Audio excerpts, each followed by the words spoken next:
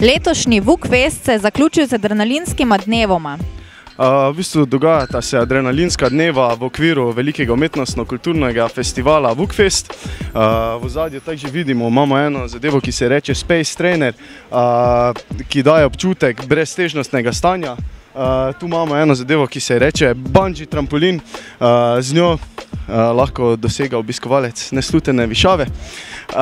Od zadaj pa ima športno društvo Grabit Freerun Poligon, na katerem izvaja različne akrobacije, skoke, takšne zadeve.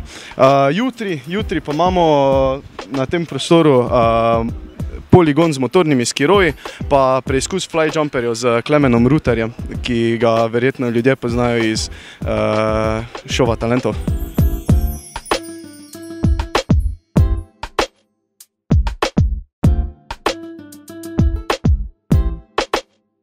Pogovarjali smo se tudi s članom akrobatske skupine Grabit. Freerun je bolj mlada nova športna disciplina. Freerun pomeni, da prideš iz točke A do točke B v čim krajšem času in ne glede na kakšni so objekti ali kaj, jih preskakuješ, delaš razne trike preko njih. Važno je samo, da iz točke A do točke B prideš v najkrajšem času. To smo tukaj na tem poligonu ponazorili, da gremo ravno preko teh objektov v čim krajšem, zraven pa še te probamo z akrobatskimi triki malo vse bolj popestriti. Vaša skupina se imenuje Grabit, pa me zanima, koliko je to fantov, koliko jih šteje? Športno društvo Grabit sestavlja 52 članov, trenutno tukaj pa nas je 15 iz našega športnega društva. Kako dolgo se pa že ukvarjaš s tem? Smo bolj mlado športno društvo, trenutno smo 1 leto obstoja, tudi zdaj 17. junija bo obletnica prva, tako da upamo še na dosti daljših let, ne?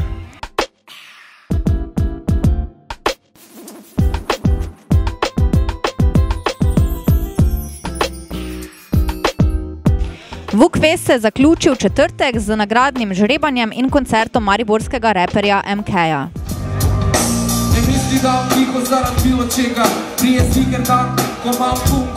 Glavno nagrado, to je skok s padalom in snemanje le-tega, da vidimo, kdo bo srečen zmagovalec.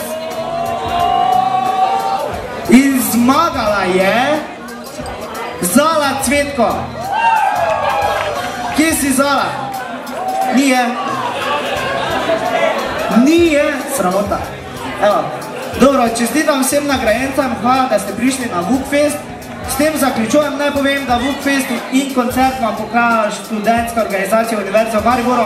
Zdaj pa gremo nazaj do onega, ko poje, da ni sam kit celega dehno.